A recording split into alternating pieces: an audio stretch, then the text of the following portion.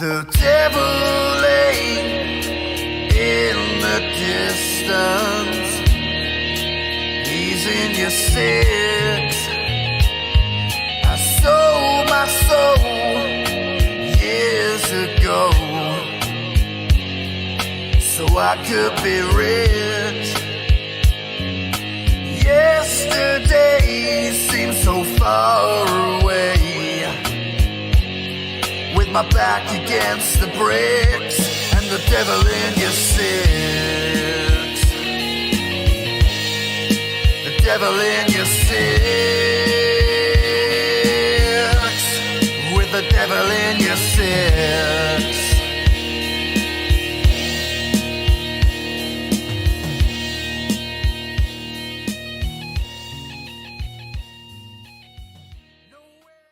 I'm getting deep on these things too. Talking Shop beer has been popped. We've both been tested and we're free and ready to rock. It's been 3 long months. And everybody's wondering what the Good Brothers are doing. Everybody's wondering what Countdown to Town is. Everybody wants to know where the machine gun and the big LG are going to land. Big man? I think the most important thing right now is the fact that we are live and the countdown has expired. And the rumors are true. The internet buzz was correct. We have officially signed with Impact Wrestling. It's midnight, we're live, and we're going to be live on pay-per-view tonight for Slammiversary. It's Good Brother time, baby. Cheers, baby. Devil in your six. Holy shit. I guess the cat's out of the bag now, huh, big boy? Look where the we're at. Slammiversary is coming live tonight. We are here. Is it called the Impact Zone? I don't know, but I'm pumped. Congrats to Scott D'Amore for signing us. Congrats to you guys. Holy we're coming to Slammiversary. We're coming to Impact, and we got a carve out. We'll talk more about that. Hey, does Rock later. look tired? Rock's been working hard on our deal, haven't you? Working so hard right now. Just working. So I just been on the phone all day. In a little while, I'm actually gonna have to take an important call. But I'm gonna get you guys what you deserve. Don't you worry about it. That's what you said last time. Let's deliver now. That's a little cough, and you get a little hitch in your giddy up. Let's stop. Something's going on. Hey, what we got is we got a brother from Pro Wrestling Sheet, right? Ryan Satin coming in here. He used to work for TMZ. Now he writes for his own newspaper. And what we're going to do is have him come in here and kind of lead us and guide us in the directions we want to go. Because if it's just us trying to leave this thing, this motherfucker's going to go all over the place. It'll take a week, too. It's still going to go all over the place. But we got a lot to say.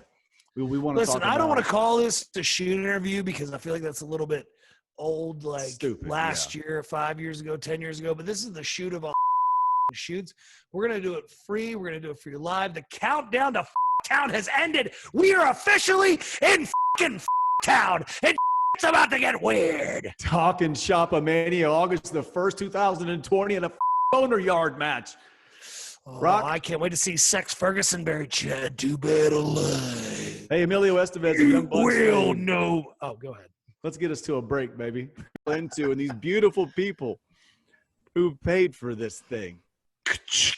Crack a beer, take off your pants, and watch the worst pay-per-view ever. Talking Shop-a-Mania! Who would have been?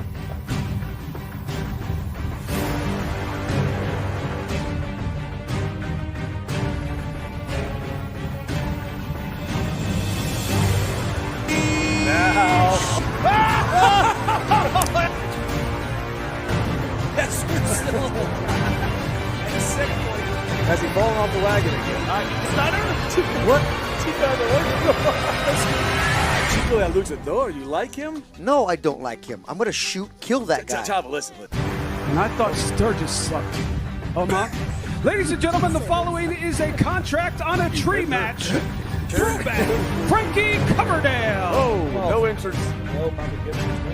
No way. That motherfucker says woo on that.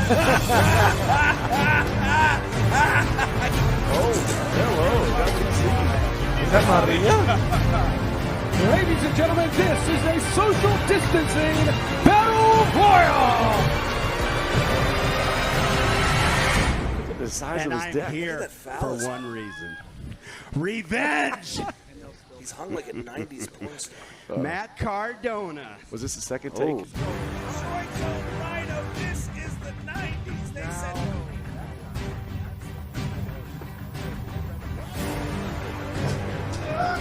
Oh, the chair spot! The padded chair in my face. Yo, this is fucking money hole. There's the money pit. Gallows ain't making $1 on this show. No! Just like the Lord of darkness. Blessed everything, baby. Here. Get together one last time. One last time, face. You.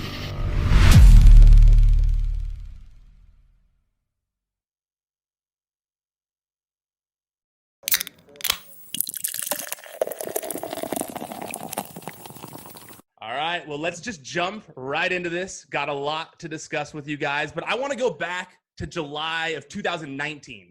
You guys re-signed with WWE and started an angle on TV where you reformed the club with AJ Styles on Raw.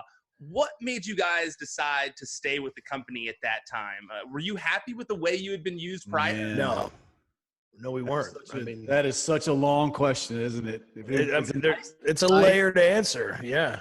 It's a nice, easy question with about fuck, how deep do we go, baby? Let's get Go as deep as you want. I want to hear it.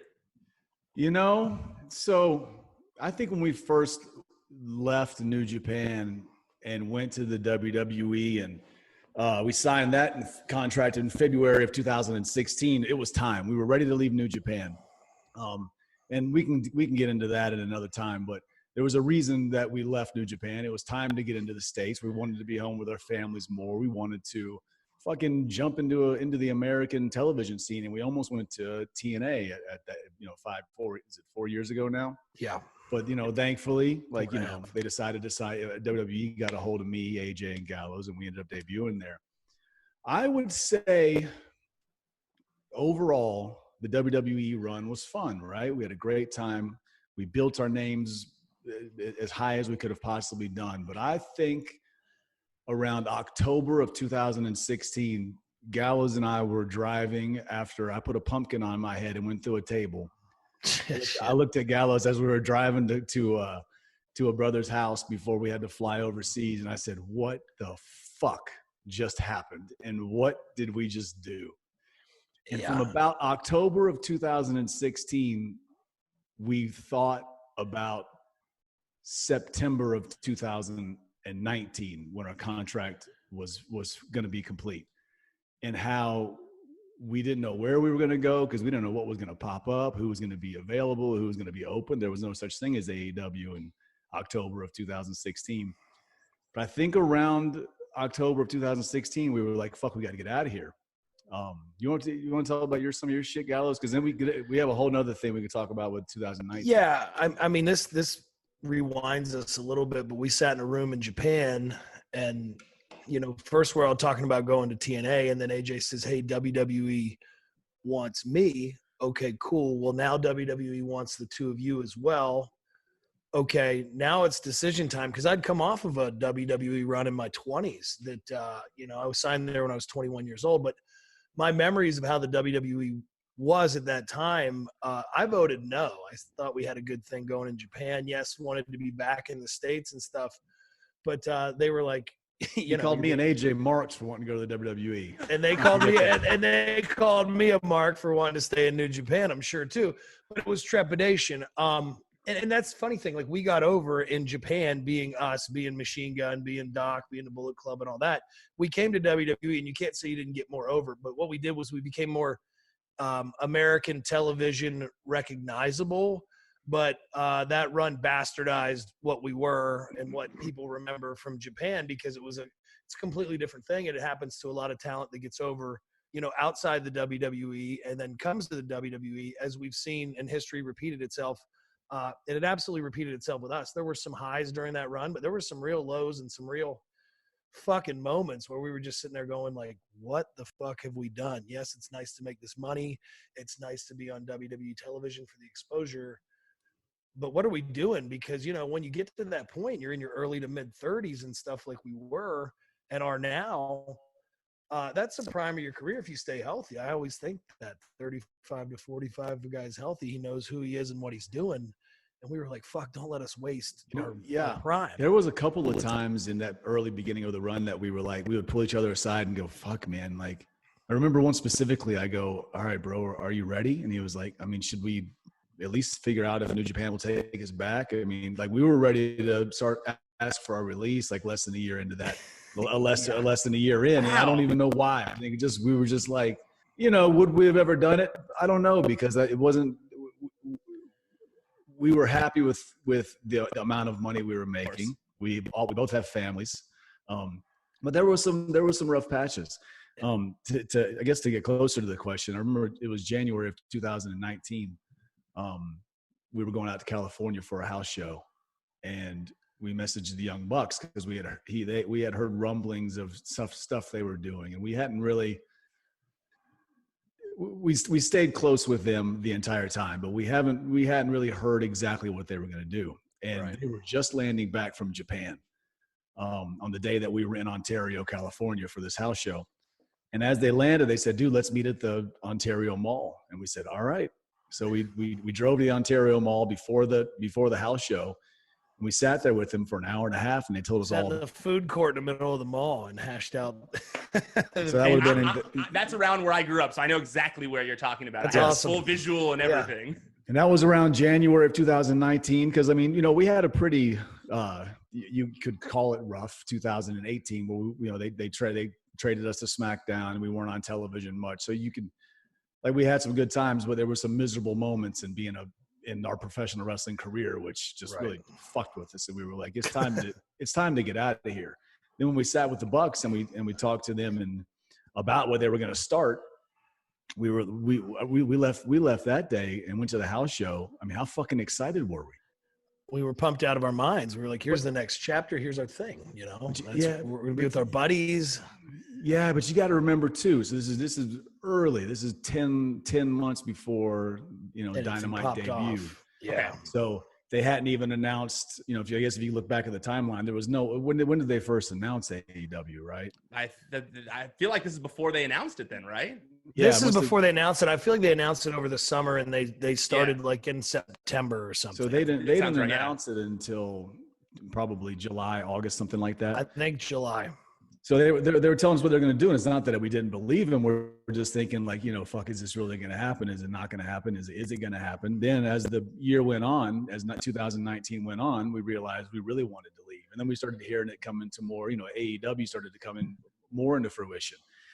We met with Kenny Omega in Winnipeg. We sat and talked with him. And then I think, did they announce the name of it being AEW? They must have done that. Well, they announced it at the press conference, but it was because of the court documents that came out where they trademarked the name All Elite Wrestling. That's when the name kind of started getting out. Yeah. And then they had that press conference a little while later. Because they had their first pay-per-view somewhere in the summer, right? Yes. That's what it was. And then they were telling us they were going to be on TV. And I think a big part of us was we were a little bit nervous about it not going on television, and this was around July was when Triple H teamed with us in Japan, and Hunter was calling us and texting us, you know, daily, every other day, trying to get us to sign a deal, and we would sit and talk with Hunter every Monday at TV, and their price kept going up, and they put into us how badly, and then Hunter would tell us how badly they wanted to have us.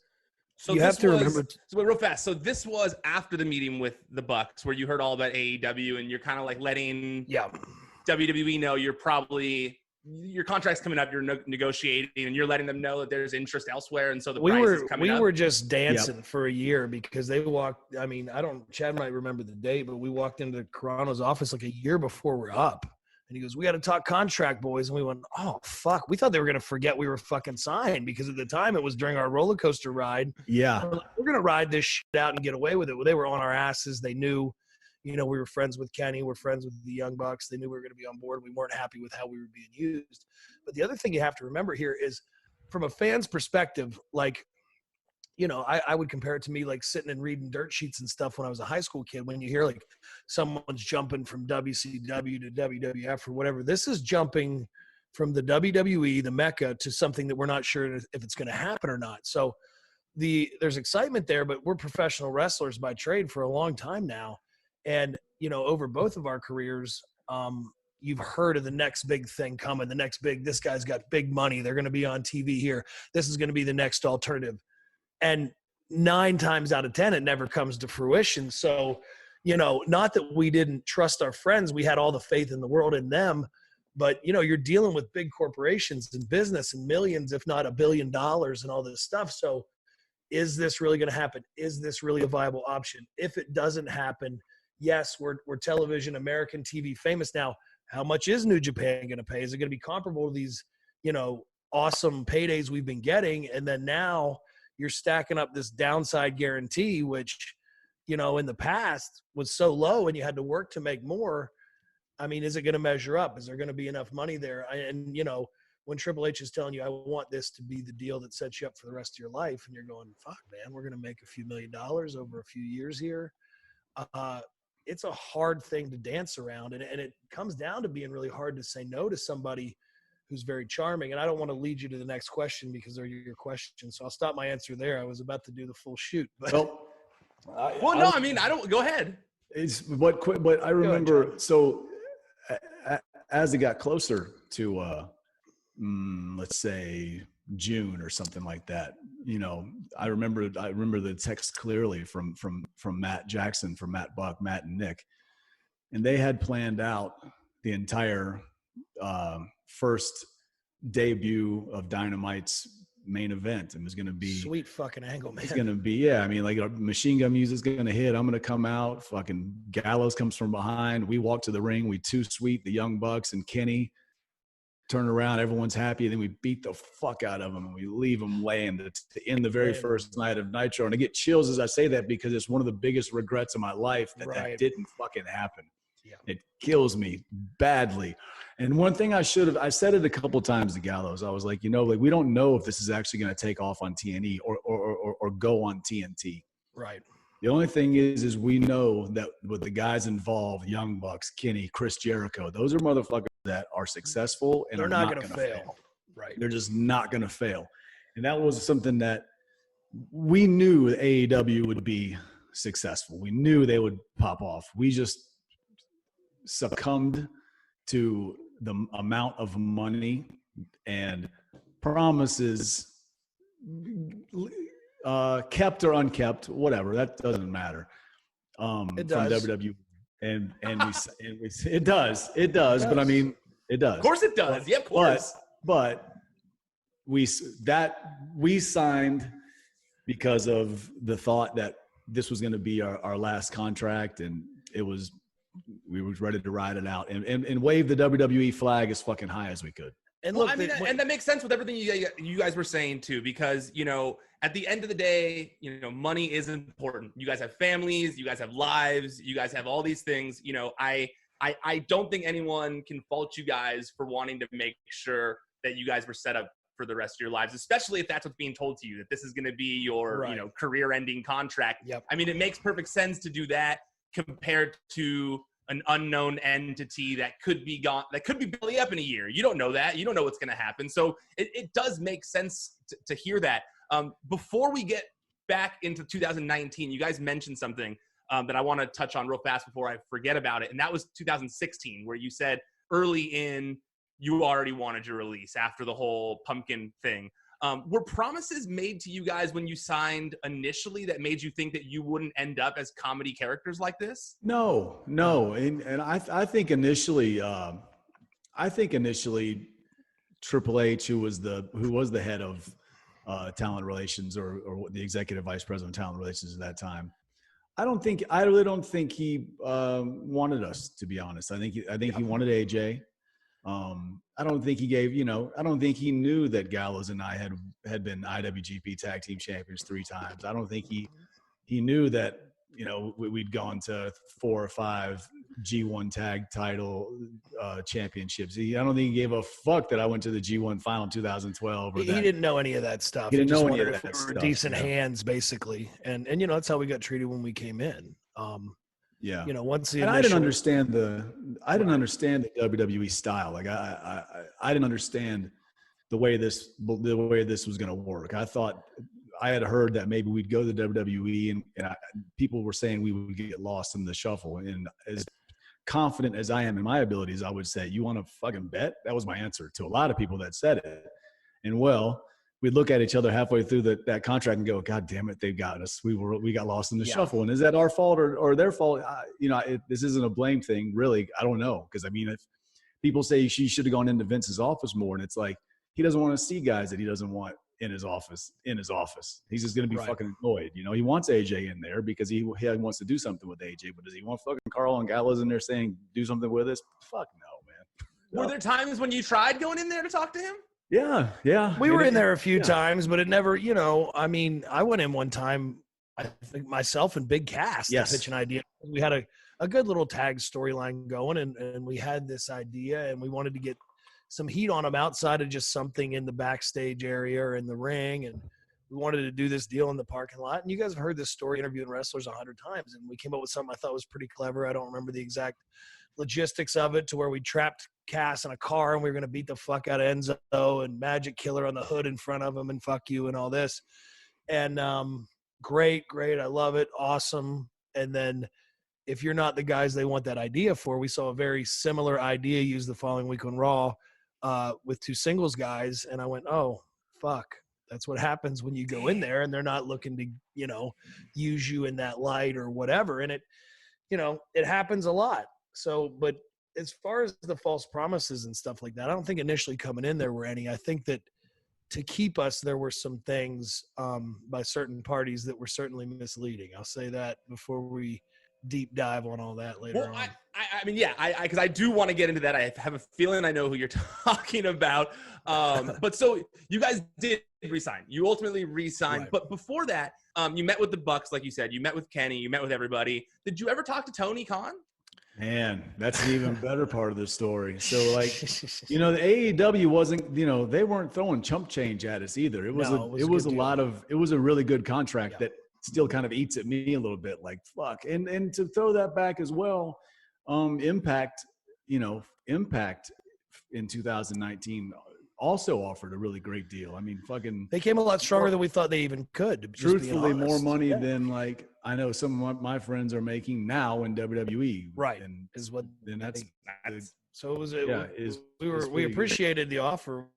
We appreciated all the offers. So we had a meeting set up with the Bucks had set us up with a contract, and then they said, listen, let's get you in there with Tony and just talk to him and just be you guys, and let's just talk, because that's all we wanted to do anyway.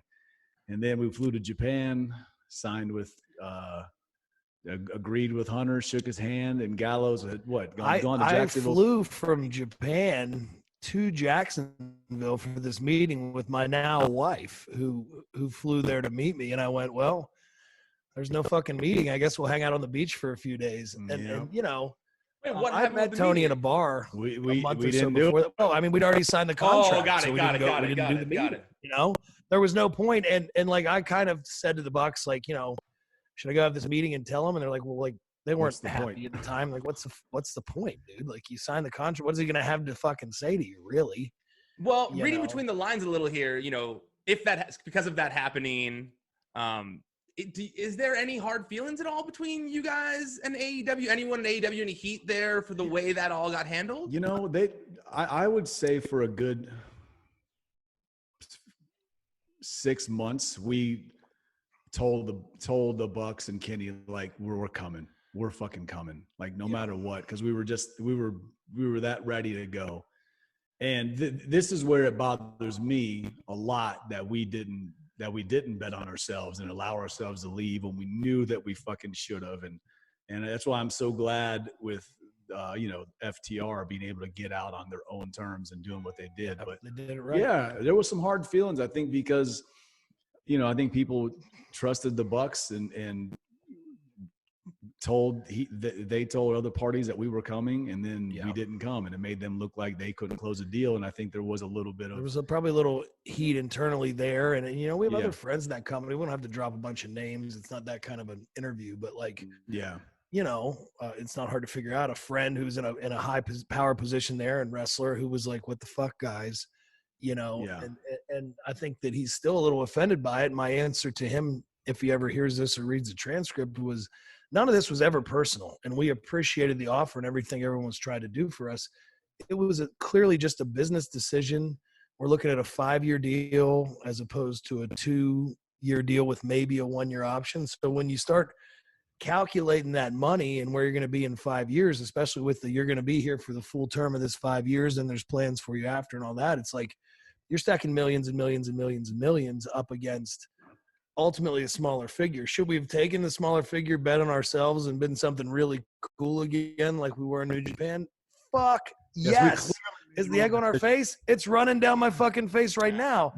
But I think a lot of other people in that situation would go back and look at your kids and your wife and go, all right, honey, how do I say no to them backing a bank truck up to the front of the house and dropping the load in front of the door? Like, that's a hard answer. It's hard to even talk about right now. We talk about it a lot privately, and we've talked about it to death privately, but mistake was made, but there was logic behind it. It wasn't to be harmful or to be spiteful or to backdoor anybody.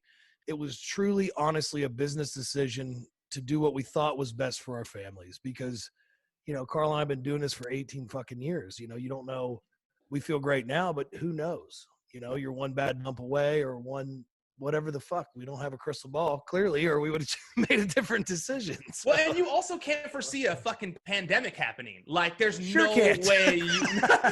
there's no way you could have foreseen that. And, we're going to get into other things that happened once you did resign, but things were going pretty good for the most part after you guys resigned. I could say it's not it wasn't planned, because I saw flights in my fucking apps all the way to Tokyo in July to South Africa to Australia, all the way through to October and November. First class, of course. I might add about that. That came in the contract too. Adds to the millions we were going to make, which was pretty fun. Big self pop out of me. But you can't expect a global pandemic to hit, but you also fucking don't expect it to. I didn't think we'd be on the first list, for fuck's sake. I didn't either, and I want to get into that, but there's a few other things I want to get to first. One of the things I want to get into, and this is just because I have to know what you guys thought about this at the time. So you guys re-sign, they give you some promises of how they're going to be using you and things like that going forward. And then they put you back together with AJ so you guys can have the club on Raw. But then they changed your name to OC. I got to know, who first came to you guys with this? And, what were your initial reactions to the name, considering it's like a popular TV show? Well, it was a Hunter thing. And I think that everybody was kind of I don't think people remember the TV show. But, of course, the wrestling internet remembers every motherfucking thing. Yeah. So they remembered it and they spoofed on it. But I think it would have been, but it also, in their defense, which is weird for me to say during an interview like this, it would have been weird to just go back to the club, which just stopped kind of for no reason. So I kind of think that was their thing. And they wanted to give us the old, they love saying this in WWE, we'd be rolling good and have a title reign or whatever, or getting pushed. And all of a sudden you're off TV and then you come back and you lose, and they just go, you need a fresh coat of paint. So I think they splattered some red and black on us and gave us a fresh coat of paint. Well, I think at first it was a Vince thing, though. He probably, in all honesty, I don't think he even remembered we were called the club. And I think they started to call, because you got to remember what all is in Vince's brain, right? There's so much going. There's so many different guys he has to deal with, and whatever other business ventures he's doing. But he wanted something in front of the club. And I remember Triple H told us that, he wants it to be something besides the club. So we just were brainstorming, like, what the fuck should it be? What the fuck should it be? Is is the club too vague? You think that was his thought process? Like, what club is it? I really don't know, man. And then I remember, we got the text from Hunter and Hunter had said, what if you guys are the original club, the original, the official, the only club that matters, the OC. And we were like, fuck it. It sounds pretty cool. It sounds pretty cool. And if you're going to pay us anyway, we already signed our fucking pride away. So call us whatever you want. Dude, but this was at a time when like Triple H was being, I mean, like I felt like we were fucking close. I thought, Christ. And like, yeah, he was going to pay us, but I didn't give a fuck. But this is something funny that Triple H said, though. Somebody was like, yeah, but the OC was on MTV. And Hunter goes, fuck MTV. So that's it. All right.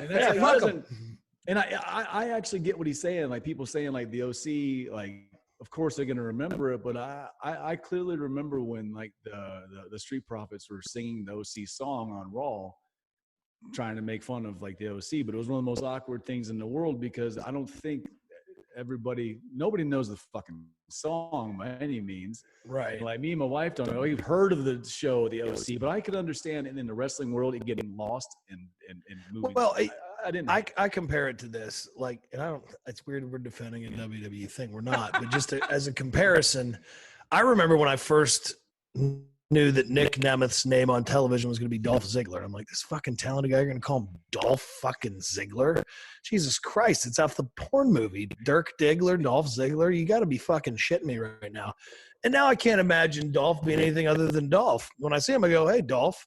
I don't say, hey, Nick. Yeah. So it's wrestling. So you get something over, it grows on you. We just didn't have that kind of time. I think that since I grew up in Orange County, to me, it's like I can't help but think of it because it's like I see all the towns I grew up in on that show when people would talk about it. So I feel like the rest of the country agrees with you. I'm an OC I get kid, it. Yeah, so it's a totally. little bit different for me. But I did totally. Okay, well that's good to know because I've always wondered that, and that does make sense. But things were going good afterwards. You got the OC going. Clearly, you guys have a good relationship with Triple H at the time. You guys win the tag titles. Things are starting to roll again. Are you happy at this point now in the decision that you've made? Well, so I remember we actually agreed on the contract in Tokyo with Hunter. He pulled us in the office and said, what do you guys want? And that was the first time because we've been dancing still because we're talking to AEW and he pulled, not to cut you off, but he pulled us in and just says, what do you want? We're in his private dressing room. He's getting dressed. We're semi-dressed. Just tell me what you want. And instead of going, we want this much money for this many years, we want this clause, we started pouring like our fucking hearts out to the dude because we feel close with him. And we're going, this could be, if it's really going to be 5 years and that's what you want, like this is could be the last big contract we ever sign. We need to have this security, but we don't know. We got our friends over here. Like it was a fucking storm of mixed emotions, man. And we're at Ryogoku Sumo Hall. We have all these great memories there. And then, that he wasn't dumb by tagging with us and raising his hands in the middle of the fucking thing either. I mean, it is what it is, but we were like, fuck. And at the end of it, we talk. There's no number. And then if I remember correctly, and correct me if I'm wrong, Chad, we go out, we work the match, we get a big reaction, we have a great time, we come to the back, we shower, he pulls us around the corner and goes, will this number work for this many years? And we went, fuck. Oh, fuck. Yeah. Damn. And like, but we had a couple of really close heart-to-hearts. It wasn't, of course, it was about the money, but we told him we just want to work. We want to be on TV. We want to be on everything, is what we've always said, and we still say that. We want to do everything you're doing. We want to be on it. Yeah, we want to do everything you got for us. We don't want to be fucking sitting on the sidelines, and that was the main thing. And so, but to go back to about being happy after agreeing with Triple H. Oh shit. Yeah. Sorry. We got a text about our creative the very next night. We just formed the OC, right? We just beat the fuck out of Ricochet. Got a nice fucking pop. We just turned heel. It was pretty cool. I mean, the very next week, the creative sent us an email of what we were going to do. And it had Ricochet beat me in 2 seconds. Gallows comes in, beats me. Gets beat in 2 seconds. And I remember reading it and going, what the fuck? And I texted Triple H and I forwarded him this because I don't know where he is with creative. And I thought they would at least wait until 3 months in to kill us off. Because then I was like, what the fuck just happened? Yeah. And he asked, and that was when he asked, he's like, well, do you talk to Paul Heyman? I had been so checked out from giving a fuck about what was going on Raw because I thought we were leaving that I didn't even realize Paul was now in charge of writing Raw. Mm-hmm. And I said no, and he said, Paul's calling you now, and then Paul Heyman called. That's the whole thing. Well, I want to know that. So let's get and to once Paul Heyman again, I guess I'll just go ahead and say we had a fucking great talk. Like I would have considered myself almost. I mean, that I would have even said I wouldn't call myself a Paul Heyman guy, but I thought Paul Heyman. I thought Paul Heyman was a big fan of mine, and I remember a couple of times Gallows even said, "He like fuck Paul Heyman loves you. He loves you." I said he loves you. He loves your work, and he was complimentary to both of us. He really loved him, and that's why in Talking Shop-A-Mania, his name is Ball Layman, because he is a fucking.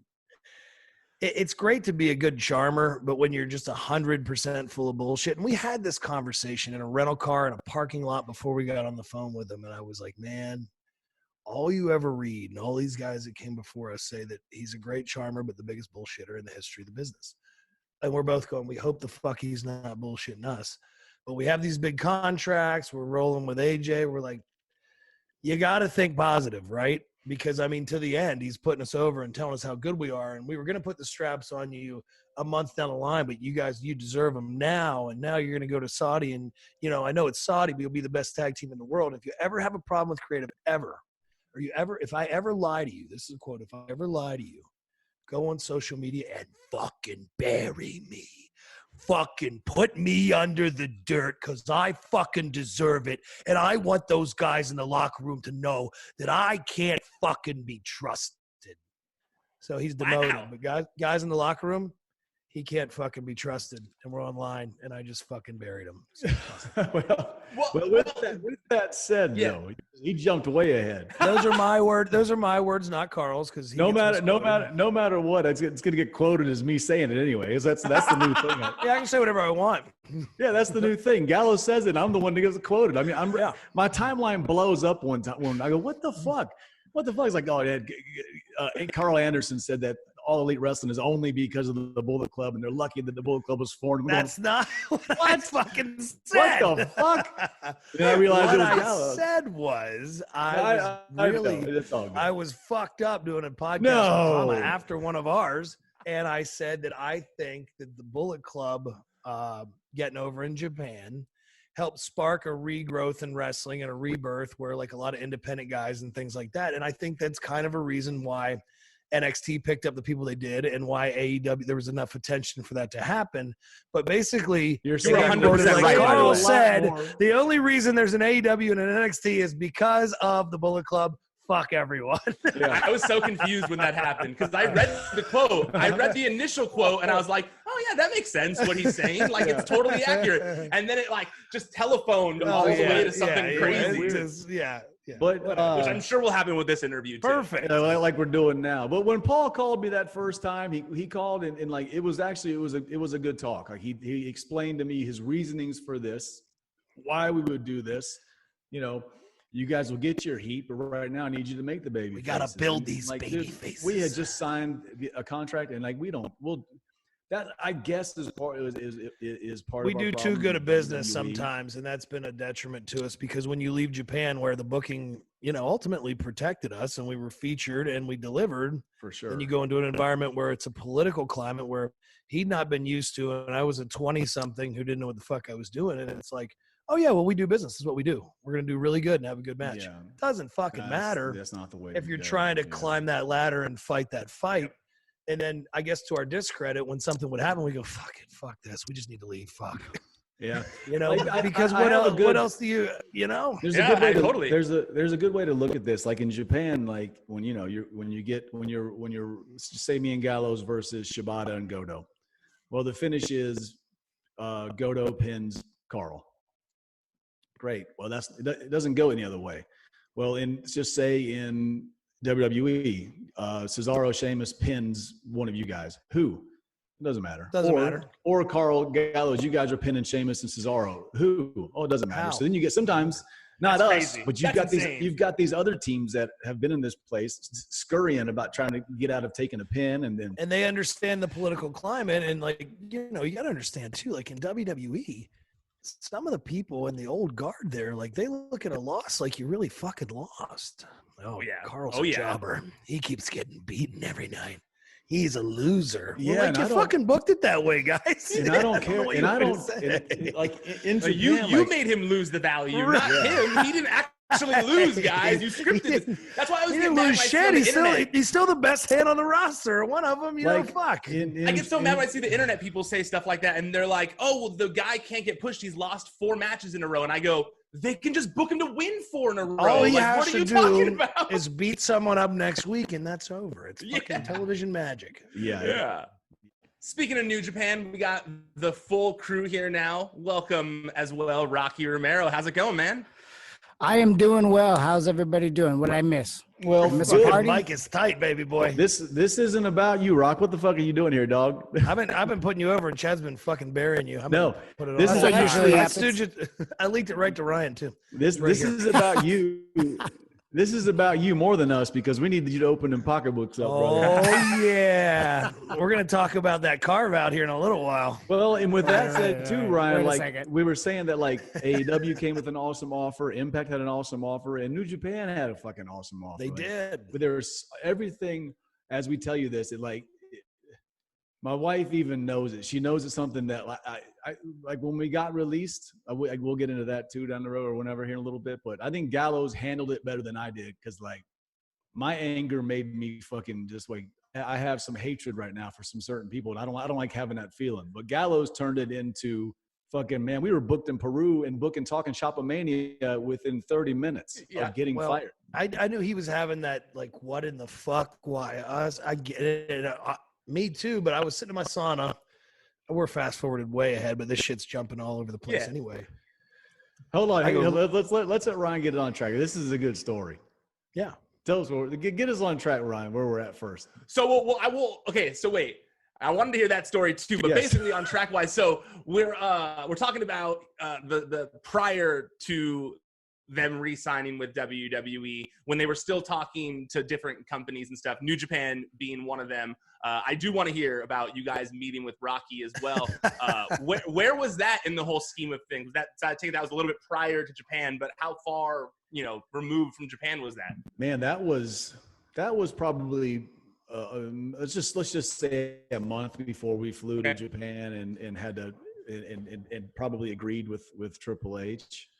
And Rock came with a nice, strong offer, baby. Strong as fuck. Rocky, tell us about it. What was going on? Then there was another. Rock just shrugged his shoulders on that. Like, fuck yeah, dude, motherfucker. I just felt the stress come back, just reliving that whole situation.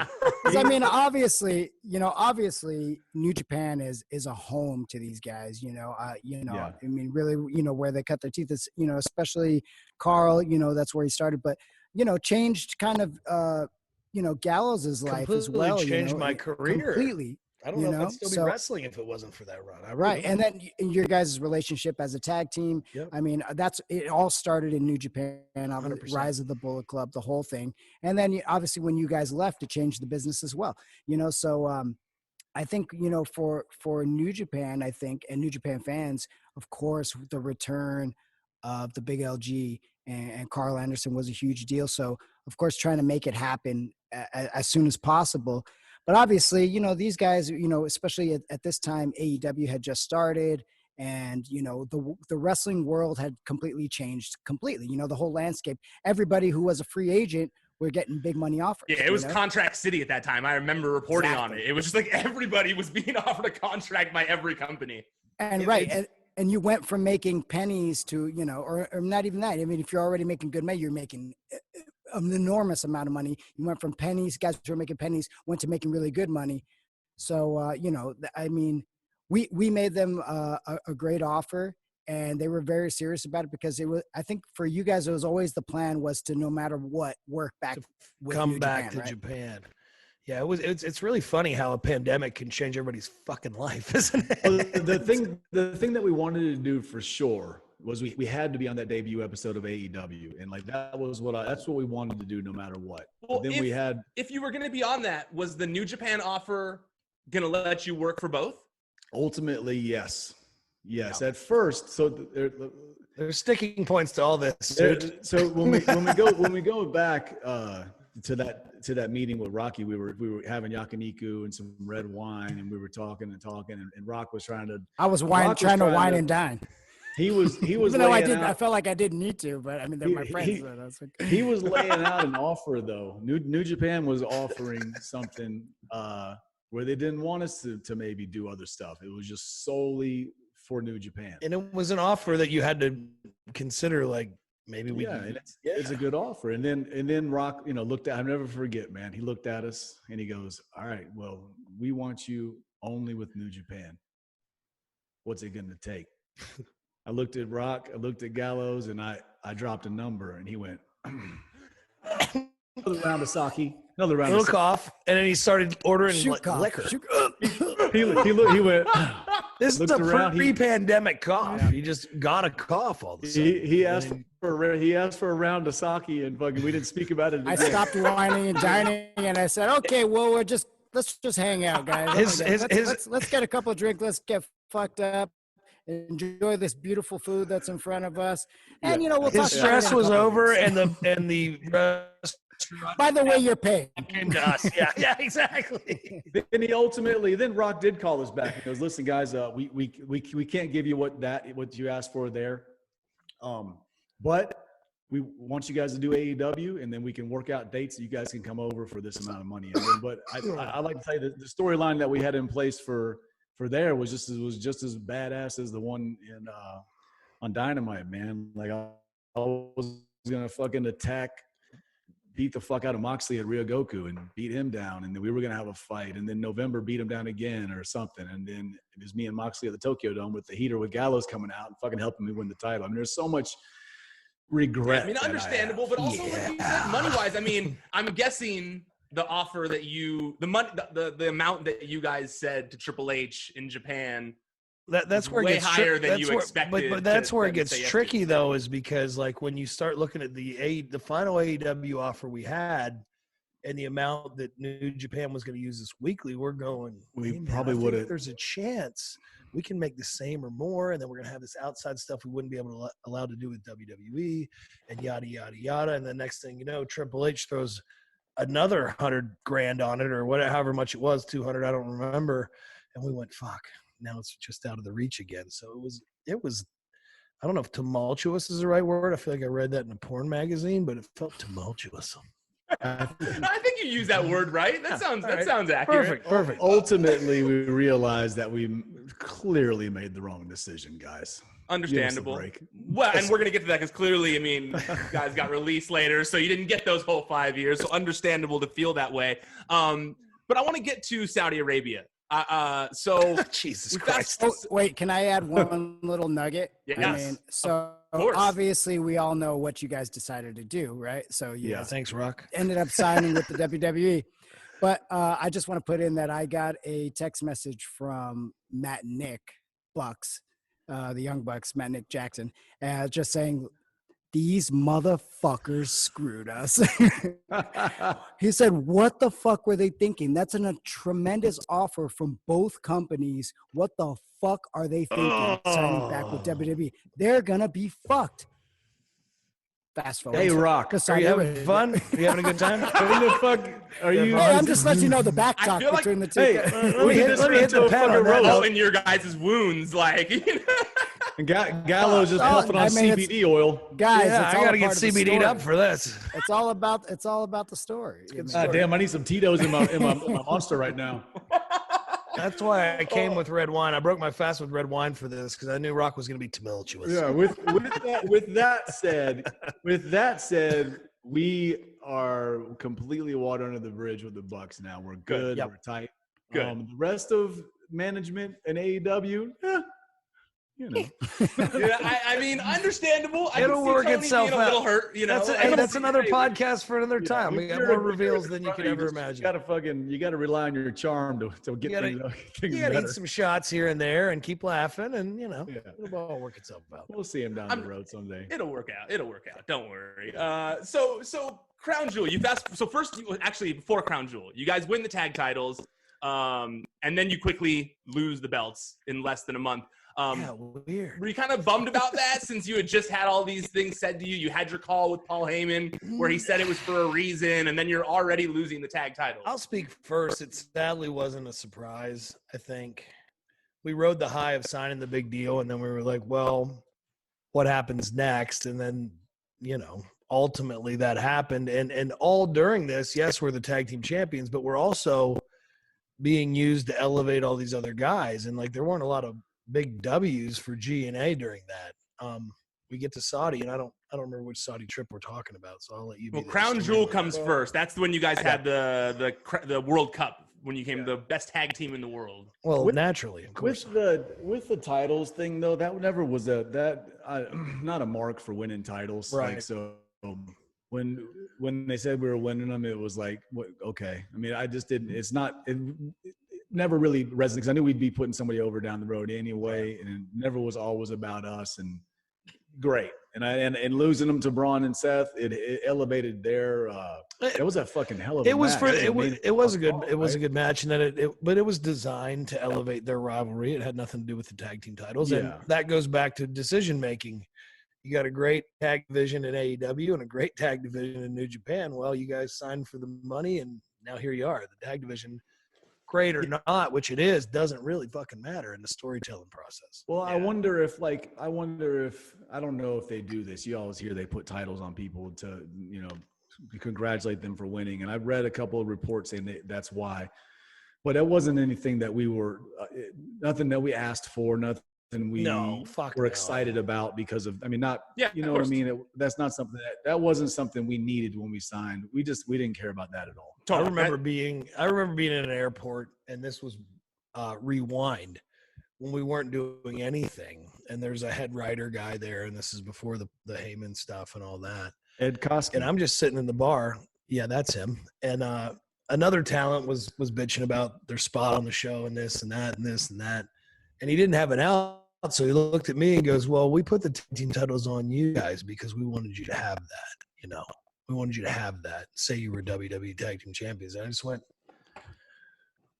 what? I don't give a fuck about that at all. Like, what the fuck are you talking? You wanted me to have that for what? So that I can put it on the right grade. There. I mean, for your resume in the future. It doesn't make me a fucking, God damn it. Because you're dealing with so many marks that they think we're going to go, okay, thank you. Yeah. You guys were already veterans at that point. It doesn't make, it doesn't not get excited about that. So absolutely, that makes sense. So with Crown Jewel, when you guys win the World Cup over there and all that stuff, you beat the 9 tag team turmoil match, you win. How did you guys feel about the Saudi shows prior to the mess that happens after in the flight home? How were you guys feeling? Yeah, about they the needed show? to be air conditioned for sure. The heat was unbearable. The first one we flew over on, it was a regular flight, a commercial flight, and that was brutal, man. Sucked ass. It was terrible. That was a long flight. But the shows were good. There was huge crowds. The food was always good. I liked the Saudi Arabian food. Quite passable. And in the arenas, they treated us well, until then the big one, and then when that weird crazy thing happened that we can get into. Yeah, totally. So before that, prior to that, you guys had felt pretty. You guys had been comfortable at the shows in Saudi Arabia. Didn't feel any danger or anything like that. No. Or anything like that. Did we want to go though? I don't think so, because it was like a long way, and the money was just okay for what you were going to get. Really, because everyone talks about the money being really good in Saudi Arabia. Well, let me clarify that real quick. Yeah. The thing is, with the money being great in Saudi Arabia, once your guarantee gets so high, and you're lucky to have this high guarantee, It doesn't fucking matter what they pay you for Saudi Arabia. You guys got 50 grand for your tag match. Okay, well then, like, you're in a bucket in WWE. So this is my weekly pay. So I'm already in the hole because of how the shows in America are drawing. So I'm getting paid a fraction each night, but I get this. So it's a bucket. It's add and subtract.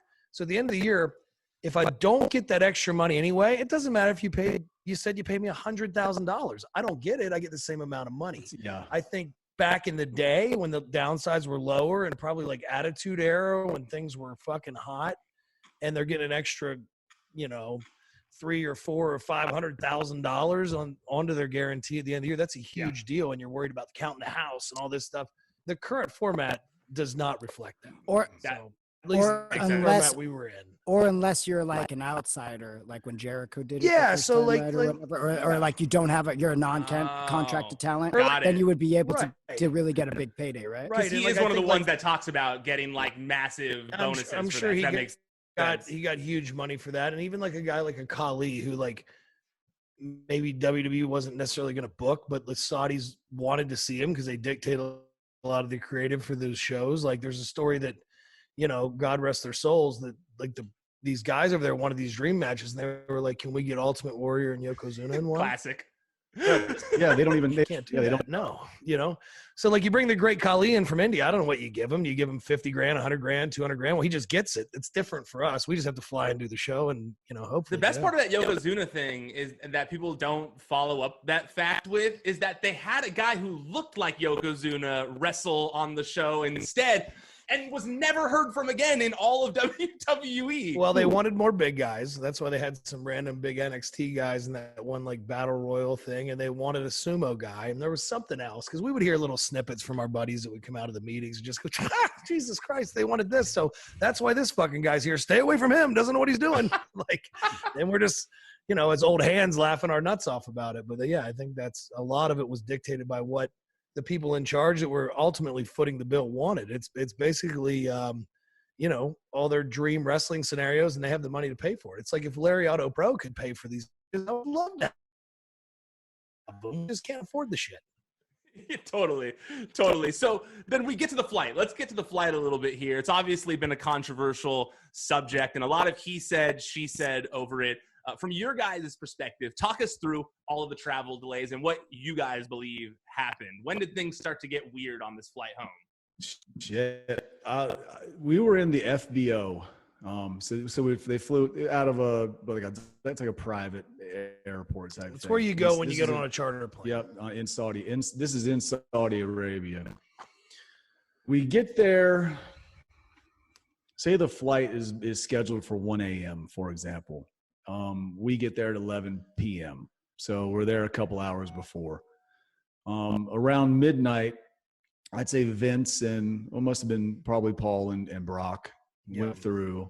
Vince said, "Thank you." Big for wave guys. and a thank you. Big wave. We're all waiting. We're just waiting. Thanks. Right? Walked past all of you guys waiting, like just waving goodbye to everyone. Yeah. Don't blame him. If I was him, I'd be gone. I wouldn't even. If I was him, I probably would have gone around. So, oh God, there's the boys. I would have avoided all the assholes as much as I could have. But then he gets on the plane and leaves, and then we're all just kind of starting to sit there. Now we've been up all day, right? Because you got to be at the show at noon because this is or did it start at noon for whatever it was. But we've been going all day long. Now it's 1 a.m. and we're supposed to take off. And then you start to hear rumblings of like, what's going on? Why aren't we going? We're waiting for everybody. Okay. So then everyone starts to come in. Then it's 2 a.m. Then you start to see one of the guys that is translating things for us start to do a heated talk with possibly a Saudi Arabian like airport guy up here. And it's like, what the fuck is that? And then at this point it's 3 a.m. Then we start to ask questions. And then somebody says, well, the plane, the only guy that can pull the plane out, or you know what I mean by what's it called on the you just get it out there basically. Get the plane out there. Well, he's been here all day and he's already reached his 8 hours and he has to go home. And the only guy that can do it is him. And then we're starting to go, what? Then it's about 4:15 a.m. then you see, you start to see Mark Carrano and Johnny Ace kind of scooting around over here to this guy that's been arguing with this guy. And then you start to hear people say that they could hear arguments on the headsets from the cameramen during the show, something that Vince had done. I never heard anything, but you hear Vince pulled the plug on the air, correct? Right, on the paper. Are you hearing this from people who are like crew who work behind the scenes, basically, that you're standing in line with? Yes. I'm hearing that from the crew that will probably never admit it, but like people that heard from the cameramen saying that Vince said pull the Okay. pull Yeah, the plug. we have a friend who was on the headset and he heard what he heard and he told us and he wouldn't bullshit us. There's no reason to. We're all in it together at that point, And then we're going, well, why did he pull the plug? And why are we still standing here? And it's like then you see more arguing.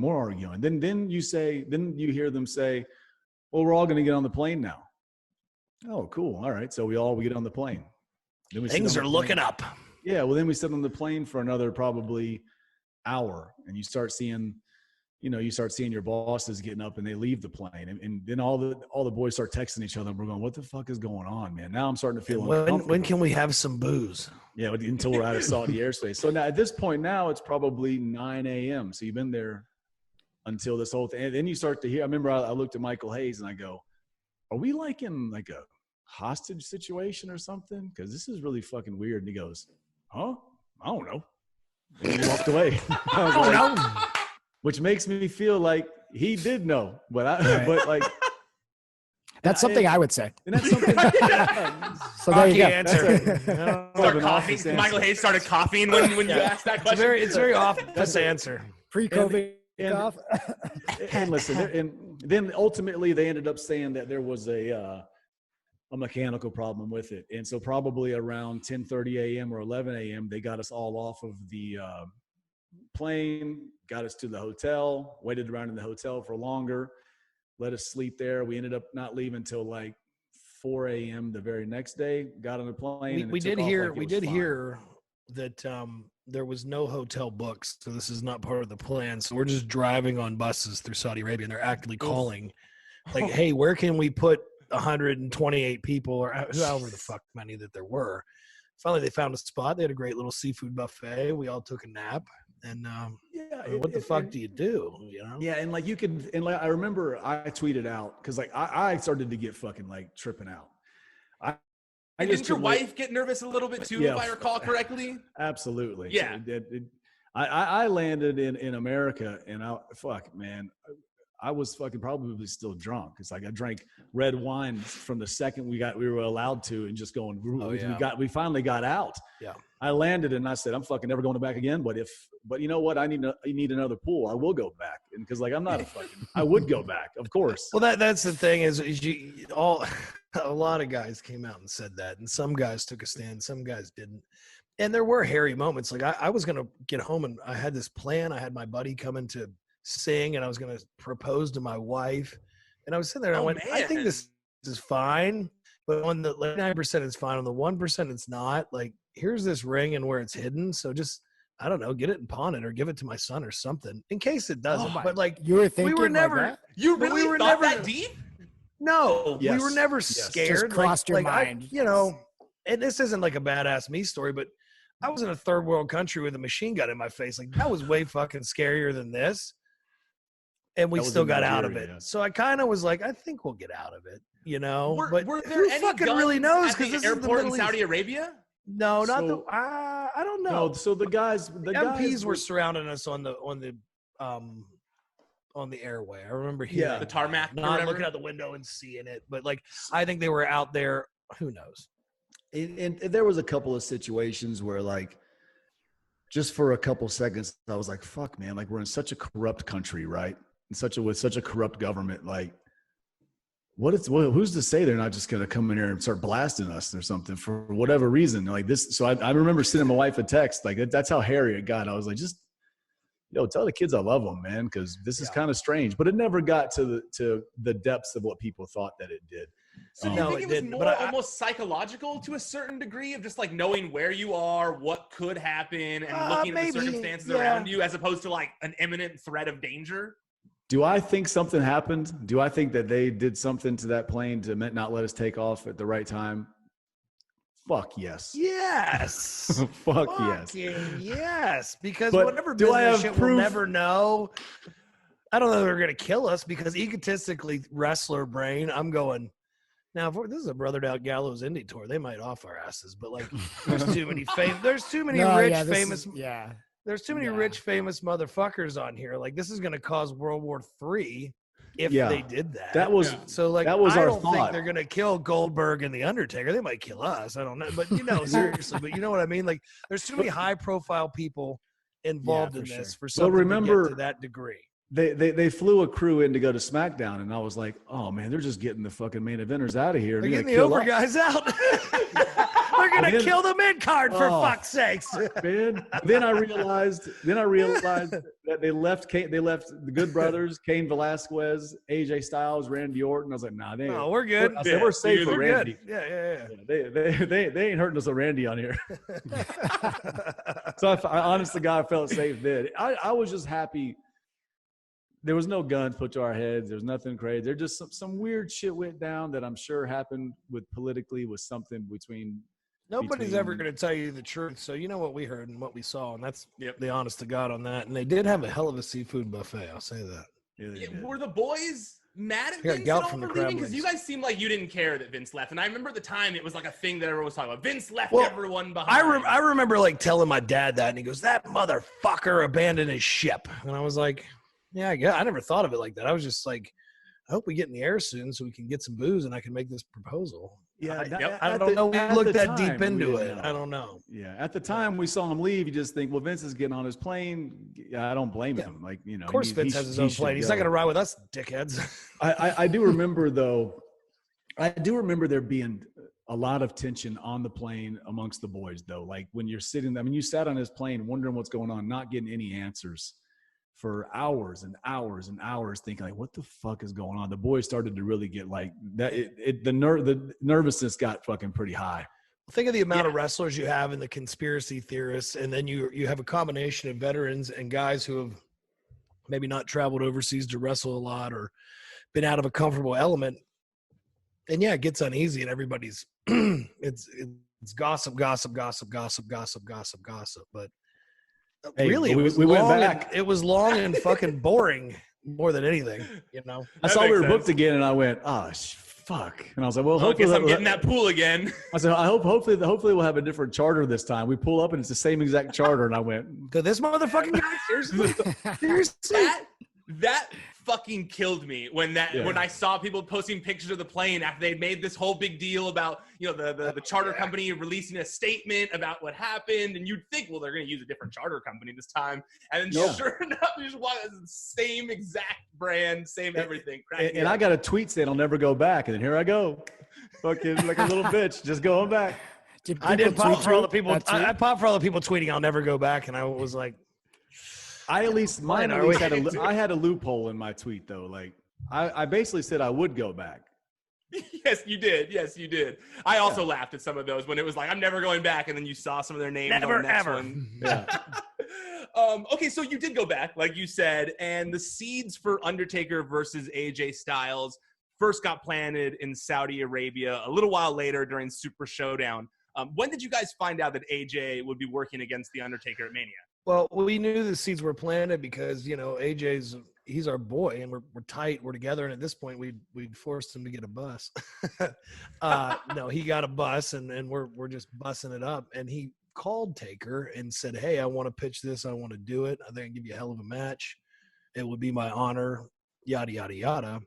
And then I think that's when the wheels came into motion. So we knew about it and we were like, oh, fuck, this could be really cool. Let's see what happens with this. And that's we were excited because fuck, it's supposed to be in Tampa where I live. I was like, fuck, we're going to be in a football stadium. In a stadium, and it's going to be a high profile match. It's cool. I'm sure we'll come running in, slide in. Maybe fucking Taker will punch me or tombstone me or something. You know, I didn't realize that a tombstone would be my very last bump in the WWE environment, but yeah, I thought it would be in front of a lot of people. But fuck, you might see that again come talking shop of Mania.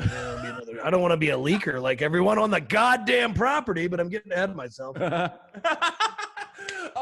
I mean, you know, you had to be stoked when you heard this was going to happen because, I mean, obviously you guys are huge wrestling fans too. And I know you're not a mark for certain things, but I mean, that's a big honor that you guys are going to be working in Totally. some 100%. fashion with Undertaker at WrestleMania. Oh yeah, of course. 100%. No, it was cool as fuck, and it was my first chance to get in there, and yeah, I was excited about it, and like we got to talk to Taker in Saudi Arabia before we did a little small angle that we did backstage before they planted those seeds with AJ.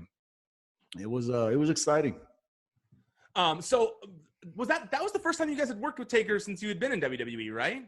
Well, Gallows got. I worked with him years before. Well, back in the day, yes. Yeah.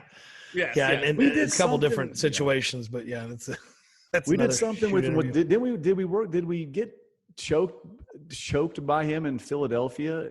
And I didn't even think about that. The pay-per-view, we came down to beat him up, and the lights went out At Elimination Chamber. There it was. Yep. I don't remember that at all. And that's the last WWE pay-per-view before COVID hit. So I mean, there hasn't been a giant crowd since that one. Like that was it for. Well, I think there maybe was a few, maybe Raw or something after, but pay-per-view wise. Oh, that's like, when he with big doubled. That's when angles. he. Well, that was when the angle started. and He double goozles us, right?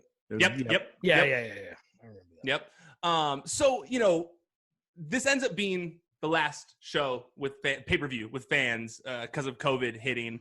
You had this big plan for WrestleMania. You guys were going to be involved in this program with Undertaker. What was it like when you found out that WrestleMania was now just going to be at the Performance Center? Man, we actually found it out. We actually found it out at the Performance Center. There's a social media guy that we're really cool with, and I looked at him and I could start to see things starting to shut down. And I was thinking in my mind, we're not fucking idiots, right? I'm thinking, how are people going to do this? How are we going to go in a football stadium for WrestleMania? And I looked at him and I go, there's no way WrestleMania is happening in a football stadium, right? And he goes, probably not. And I said, it's going to happen right here, isn't it? And he goes, probably. And I was like, son of a bitch. And we went and told AJ, I go, I got to talk to you about something real quick. And AJ was so mad, dude. I mean, but think of the disappointment for that, especially for a guy who's like not a year, like he hasn't had a long tenure in the WWE. He came in his prime. He's doing all the things that we were saying. And then this is a pinnacle career moment for him. And he thinks like this guy's in the twilight of his career. Let me go out. Let me give him, not carry him, but let me give him a hell of a match that maybe some other guys couldn't give him. And there's going to be no crowd reaction. Like we had one or two matches without the crowd and we were like, fuck, man, that was like being back in wrestling school. It was brutal. so brutal. And I you can't have to imagine get used to it. Yeah. And I can't imagine the disappointment now knowing that AJ was the one that called Undertaker to ask if he could pitch this. Like I can't even imagine the disappointment he must have felt. Well, because he's thinking out. this is going to be like the fucking one that sends him out the right way. Like he's, I mean, everybody makes the comparison, so I'll make it too. It's like Shawn and Taker, but AJ's AJ, and he's a little different. And is he a little better? I don't know. Maybe. I mean, I think he was even has the potential to be for, fucking great. I think he was even pitching to try to even change the finish in the Boneyard match once we figured out it was going to be how it was going to be, just so that they could get to August and do one big final one at a SummerSlam in front of people. Because in your mind you think by August this will be over with. And March? here we are. Yeah, here we are. Here we are, and it ain't over. No, it's crazy to think that the SummerSlam is going to probably be at the Performance Center. Like that's insane to think. Like, because I remember, like you guys said, it was like, oh, why don't we just postpone WrestleMania till the summer? Like this will be all right. And those soon. were all things we're all pitching that, and then they're pitching like maybe we push the match back to SummerSlam just to protect the crowd not being there and these reactions and fuck. I remember the time when I was working on that story, and I was asking like, well, why don't they just postpone it to the summer? Right. And it was like, Ryan, we might not be able to have crowds then either. And I was just like, oh, this is real. Like that's when it really started to feel real, all of this. Yeah. Just like, man, this is bad times we're heading into. But, the fact that you guys were able to flip it, take this bad situation and turn it into something good with the Boneyard match is awesome. When did the concept of the Boneyard match arise? Do you guys know who brought it up, when it kind of came to fruition? No, but I feel like they knew they had to do something special because you can't just put those guys in an empty gym or an empty warehouse because the magic's lost. So I don't know who had the idea, but whoever did it was a great one because they were able to create that magic. And I mean, the cinematic match began with Matt Hardy and stuff, but what they did, and I think we were a contributor to, was really cool, and that's why people remembered it. And the cinematic matches really stick out on that card. I felt the worst for our good brother, our friend Drew McIntyre, because he didn't get his moment with that fucking roar of the crowd. Like, you talk about not being a mark for shit and stuff, but I mean, if there's a feather in your cap for all your hard work and a guy like taking that rough road and having the highs and all the lows and then to get it, but it's in an empty gym, it's like, fuck. So they had to do something special. They had to do something special for Taker and AJ. And I think that make the best out of a bad situation, which is exactly what we did at Talking Shop of Mania. and I'm gonna get to that. I do want to talk about Talking Shop and Mania, but because you guys talked about how AJ kind of going through these peaks and valleys when he found out everything that was going on throughout the build to WrestleMania. Was he stoked at the change to the cinematic thing, since the cinematic thing hadn't really been too defined yet? Was he stoked about the change, or was he kind of bummed about it still? It's making the best of a bad situation. Wouldn't you agree, Chad? Yeah, I think we were still bummed, because like this was this. So we're trying to remember, this is March, right? So we filmed this probably the March, for example, 24th or something. Yeah. And like we're still doing it, just going, like I remember AJ even going, "Yeah, we did all right, did the best we could," even after it. Yeah. But we knew with the WWE's editing skills and all this shit that it was going to end up being special. And we looks like a movie. It's cool. Yeah. After we got done. And after like feeling like we had gained Undertaker's respect, knowing that we, were out there with him, and him fucking seeing that we're working hard and seeing how good, getting to see how good AJ felt and how good we did and the little stuff we did, that it felt, as weird as it sounds, it did feel like a WrestleMania moment. Like after we did it, we were like, fuck, that felt pretty good. Even though we weren't really looking forward to it. And I don't mean that in a disrespectful way, but we weren't going nuts about it because it was just like, it is what it is. And then watching it back, it was like, fuck, that fucking felt pretty cool. So that we had a high of and like we haven't had many highs in a while, because we started to just check in, because that place can just fucking really fuck with you. But yeah, that's a whole other point. We hit a high after we taped it, then we hit a high watching it, and it was like, fuck, this is fun. And then that was it. Was your first time watching it when it aired, or did you get to see it before? No, when it aired. No, when it aired, we watched it. We got text messages from Michael Hayes that right before it happened. He goes, "Boys, I saw some of it already, and it's incredible. Be ready." And Triple H, Triple H, guys, thanking us and saying, what you guys did was special. And then as soon as it was over, text from Triple H and text from Michael saying that was unbelievable. You guys made history, and like. So, you got to understand, when we got fired 2 weeks later, it was like, what the fuck? 264 hours later. I have that written down, because it's crazy to me that, you're getting praised by all these people. You're getting the respect of The Undertaker. You guys are in the most talked about WrestleMania match. So good that now Undertaker has said he's willing to retire because of it. He finally got the match that he wanted. I'm sure you guys were on this, like, crazy high at the time, even though there was this pandemic going on. You guys had to be very happy with everything going on. So I can't imagine the feeling you guys must have had 2 weeks later when WWE puts out this statement saying they're going to cut costs, that they're going to release talent later in the day to have more money in the wake of the pandemic. When that statement got put out, when WWE makes the announcement before they announce who is released, did you guys think that there was any way that you were going to be one of the people that were released? Before that, we have a... Yeah, go ahead. Well, real quick. So before what? Before that what? We have a talent app, and it tells us there's a notification and there's a video message from our chairman. From Vince, yeah. And basically saying that, everything's going to be okay, but we do have to make some cuts and yada, yada, yada, and whatever. And we were like, we're fine, no problem. Well, we see that, but we're in a text group with some people, and they were a little bit worried. And I literally looked at my wife and I go, Vince sent us all a video and was saying that they're going to lay some people off, but I mean, I'm going to be honest, I feel highly confident about anything. I never forget that shit, bro. And I was feeding my baby, about to put him down for his nap. We were, but that being said, you got to rewind a little bit, because remember the week that AJ was off and we were off TV. You guys are off. You're good. The bus is there. We're back on the bus. We're about to start having some drinks and having a good time. We're off tonight. It's 35 minutes before Raw goes live. Our phones start lighting up. What the fuck?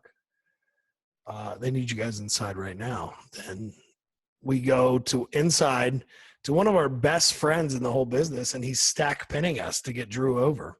And we're like, whoa, that's that's different. So we started What off, the fuck are we okay, so doing yeah, that for? about a month and a half or so before, we thought we were off of Raw because nobody spoke to us. And then the agent said we were all off. So Raw goes live at 8 p.m. Well, 7:30, we leave. We go get on the bus, and we got to wait until everyone leaves because of the situation of the parking. And our phones start lighting up, and it was like, what? Then they need you guys to get back down here. I go, for what? We've been here all day.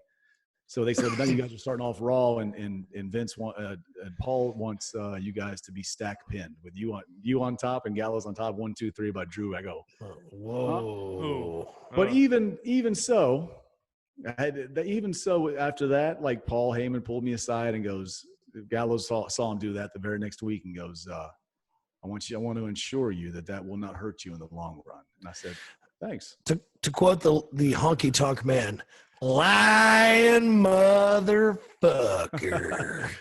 But yes. But with that said, when I saw the video from Vince, I'm feeding my son. I looked at my wife, said, I feel confident. And I look at my phone and I see Mark Carrano calling me. And I go, no. How long after was Well, our friends are texting us. I got it. I finished working out in my home gym that's 10 feet away, and I was sitting in the sauna sweating. I went, oh, man, Hawkins. Oh, man, Ryder. Oh, man, this guy. Poor oh, guys. Man, that guy. Yeah. That sucks. And I'm writing back my buddies because I've been there. It sucks. So Mark calls me and says, hey, bud. And I go, fuck. You busy today? And he was like, yeah. And I unfortunately got bad news for you. And I was like, it's just business, bro. I was ready. I just wanted him off the phone. And he was very nice. It was I'm cool with Mark, it is what it is. Yeah. I was like, it's just business, but I just wanted him off the phone. And he goes, well, I got to call your partner now. And I was like, yep. And I just hung up. Oh, Gallows he calls Gallows. Gallows answers. What'd you say? Well, first off, Gallows says hello. Mark goes, I just got off the phone with your partner. And Gallows goes, for what? I go, for what?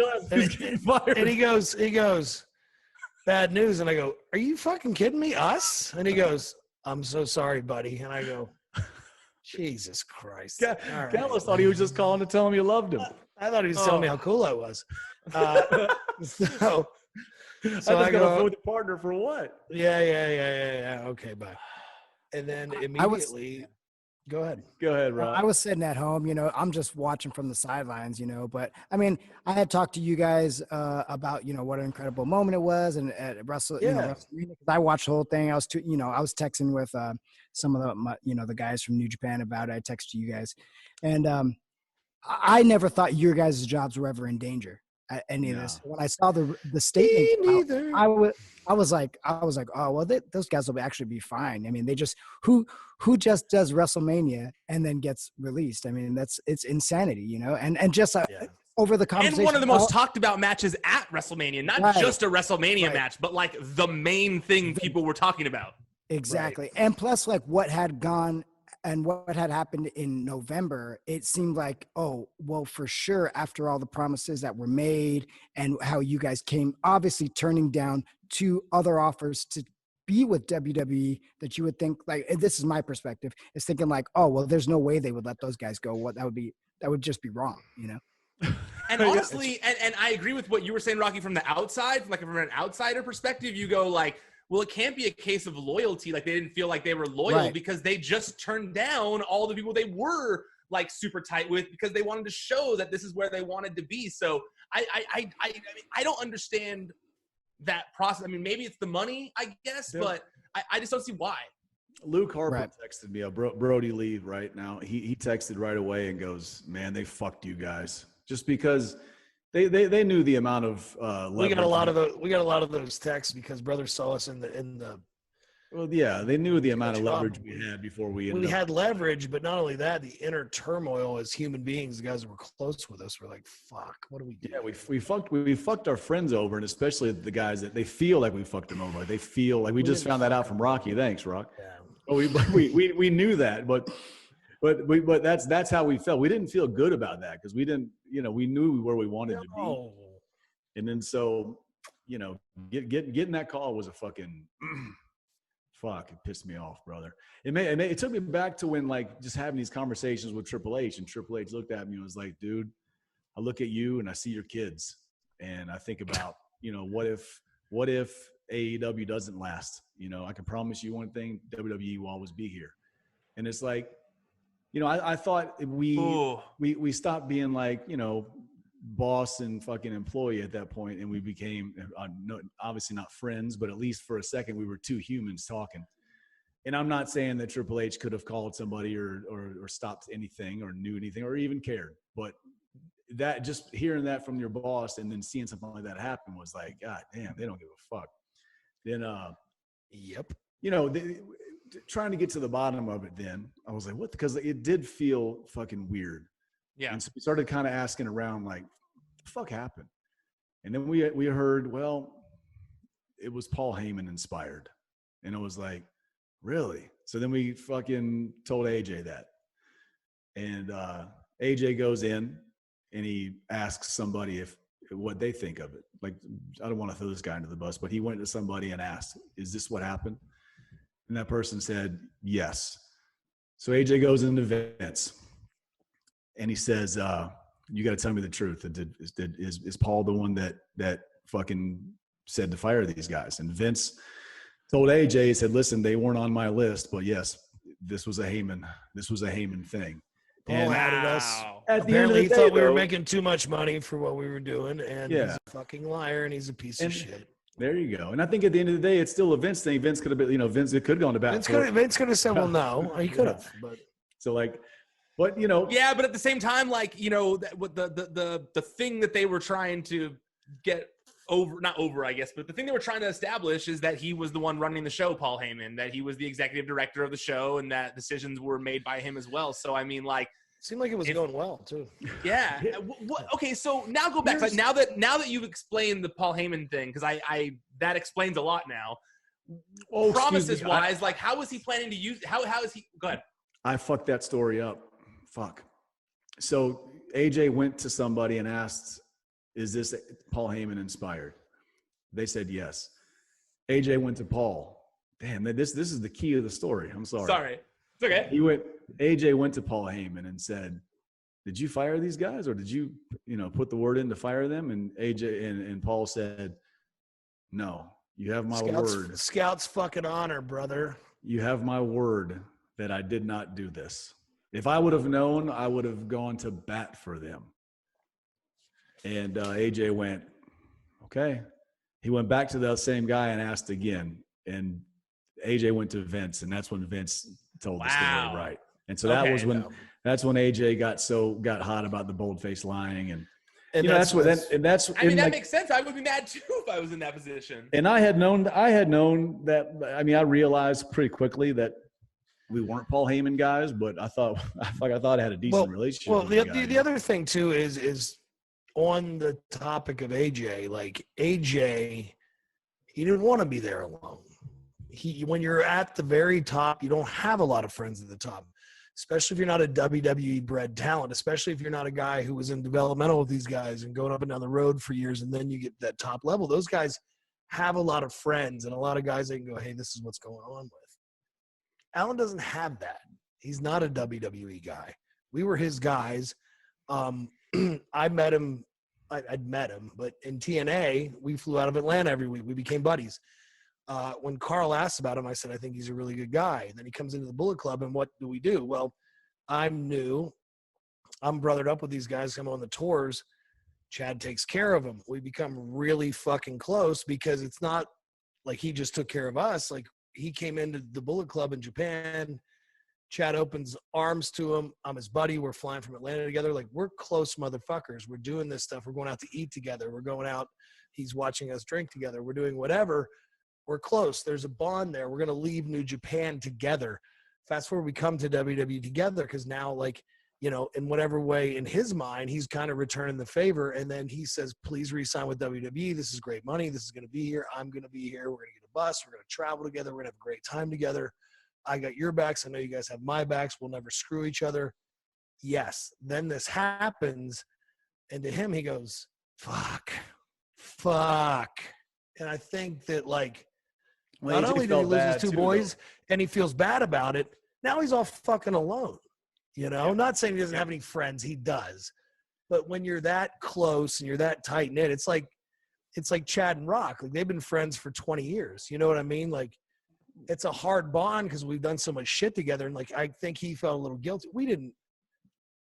I didn't feel bad because I started getting us booked 10 seconds later, and Chad had to go through that getting fired remorse shit. And you have to. But I think Alan went like he felt like it all fell on his shoulders, and that's why he publicly spoke about Paul a couple times and all that, because in his mind, he's like, fuck, I told these guys to stay and go against not just our friends, but his other friends too, and not go against them, but like, hey, stay here with me. There's going to be a lot of money on the table. Things are going to be great for us. And then the bottom falls out for us, and he's like that couldn't have went worse on that end. You know, other than he's got his job in his spot. Yes, great. But fuck Paul Heyman and fuck those guys and fuck all that lying, because I told these guys it was all going to be okay. That's my opinion. Yeah, he said, I think that's when AJ realized that Paul was, in his mind, a fucking bold-faced liar, and so he said he couldn't work with him, and so they moved. That's why they moved him to SmackDown. Did I read a report that people were saying AJ Styles was being bullied, and he left to go to SmackDown? Did you see AJ? I saw AJ said that. If I'm gonna get bullied, I'm a grown man. I'm like, I can't say that to AJ. He'll fight anyone in a heartbeat. I can promise you that if nobody bullied AJ. Rocky and Gallows bully me more than anything. AJ Styles probably has never been bullied in his life. This is my fucking bullied you into this podcast. We jokingly say that Rocky bullied me as soon as he came on today. we jokingly said we bullied him into getting us a bus, but we were like, hey man, you got to get that bus if we resign. He's like, okay, freak, I'll do it. So then that is why he asked to go back to SmackDown? That was why he said he couldn't work. I don't know if he asked to go back to SmackDown, but he said he didn't want to work with Paul. Listen, he didn't want to work with him. I have permission to speak freely on this, and he said fucking bury Paul and tell the truth about it, and that's why he said he couldn't work with him and that he had to be moved because Paul's a fucking liar. So it doesn't matter that he lied to us for his friends, yes, but probably career-wise, you can't trust the guy either if your AJ's still in that spot and you don't want to work with the guy that you know is a fucking liar. So Ryan, this is what I think happened. I think rumors of the amount of money, this is my opinion, the rumors of the amount of money that we signed for started to swirl. I feel like certain guys that are probably around, that were probably higher than us on the card, heard about that. I think some agents, I think people like Jamie Noble, Michael Hayes, and guys that are whatever, but probably started hearing the rumblings of that money and probably didn't like it and started fucking laying seeds to that we're making too much for what we're doing, and it's way too much. And we heard that whenever we were like, hey, there's all this money on the table, and everybody was a little loose-lipped during that negotiation period, but they're going, wait, they're going to offer you guys this? Why would you not have signed it already? Fuck everybody else. Just sign it. Well, what comes with that are guys who never made that kind of money before, and they're scratching and crawling and hanging on to having a job, and they need I'm not going to call it a little pittance because it's a good amount of money for a normal human being and good for them, but like to look at us and think like, oh, well, I should have had that, but well, look, it wasn't your time. It wasn't your era. You didn't come from something else, whatever. You don't get that.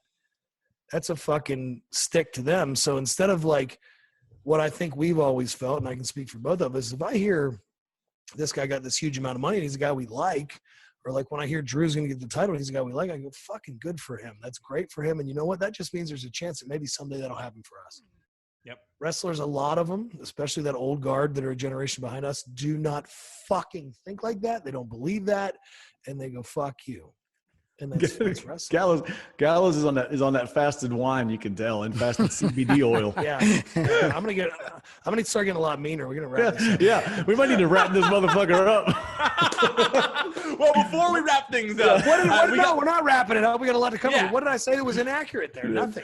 Nothing. No, I mean, it makes sense. No, all that makes sense. And, honestly, and I'm not afraid to bury anybody. So I know. I know you're not.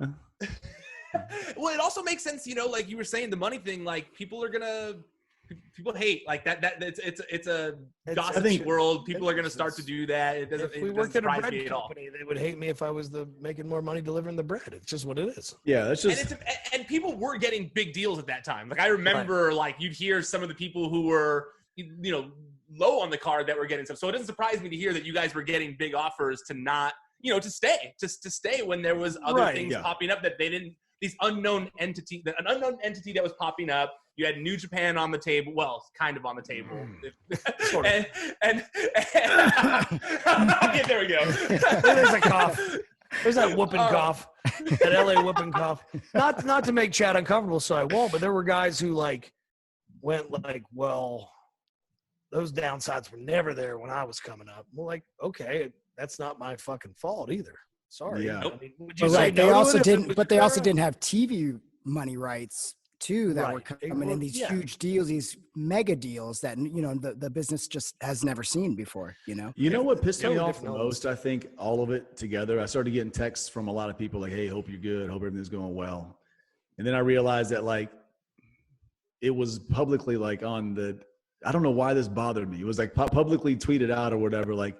WWE has come to terms of releasing Carl Anderson, Luke Gallows. And I was like, motherfuckers. That was my first thought. My neighbors see me outside playing basketball, and they're saying, hey, I wonder if he's doing okay. Every motherfucking neighbor I saw, I knew that they were thinking that. Now when I see them, they're kind of like, oh, how you doing? You should have bought a house big enough where you can't see your neighbors, man. Are you getting out of the business? Or and so it's people ask me oh, so if they offered you, would you go back? And I'm like, you literally embarrassed me. In front of the whole world. If I can't find a place to make a living, I don't need to be with you. I mean, it's all about it would take a lot, man. That's an integrity thing, but they're offering people that we know to come back for much smaller increments of money, and I'm happy to say that a lot of them are telling them to go back themselves. Yeah, I've heard the same thing. I've heard that as well. You mentioned the Triple H thing earlier where you said that he said the whole thing about your kids and AEW and stuff. Since being released, have you heard from Triple H at all? No. Wow. No. I think he's going to call any time now. Enzo just butt dialed me, so that's kind of on the same level. It's kind of on the same level. It's close. It's very close. I will say that a lot of people have, and it's not Triple H's place to do that. But I did feel like I know it's not his place to do that. But you just said that you felt like you had gotten to a different level with him. So I also think that it's probably policy that he can't. And for some weird reason, and I think that might have been where you were going. I don't think he would have said fire them because he had told us before that if they're not going to use you up here, I can use you guys in NXT. Would that be our first choice? Maybe not. Right. No, he could definitely have used you guys in NXT. I think he saw the value in us from where we had been and what we'd done and being veteran brothers and stuff like that. I think that, but who knows? Maybe it's wishful thinking. Yeah, and I know you said it's possibly policy, and I've had that situation too, and I've been let go from a job in the past, but I just think that's such bullshit. Such bullshit that you can't just say, hey, I'm sorry that this happened after I promised you the world. I just think that's, I don't know. I guess they would be worried we'd screenshot it and put it on this podcast or something. Yeah, but but if you know us, fuck, we had enough things we could screenshot. We ain't putting nothing out there, Okay, well, I now that we've gotten through all of this, we've gotten a lot on the table. We've talked about a lot. Like a fucking weight's been lifted, bro. I don't know if I feel good or bad. Well, I hope you feel good after all of this, but I do want to address the biggest elephant in the room, and that is your wrestling future. You got released. It's July 18th. You're free to talk to whoever. And I reported that you guys were close to finalizing the deal with Impact Wrestling. You mentioned it earlier in this interview that they sent you guys a good offer.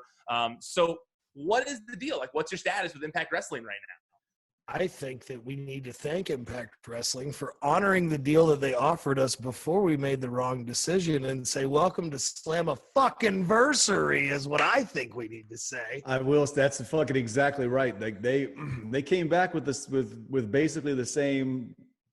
Listen, if you guys know us, clearly listen, we love what we do, but we clearly are in it for the money. That's why we fucked our friends over. Jesus. Holy fuck! I'm not proud of that, but I got a big ass house now. I guess I don't know. Fuck. Hey, it was a great offer. There is a New Japan Pro Wrestling carve out, Rocky. So I'm waiting on you to email me that with a DocuSign. And yeah, Rocky, what's the deal with that? Well, I'm gonna go. Yakiniku on me, boys. Yeah, we can put it out there. Cleared up.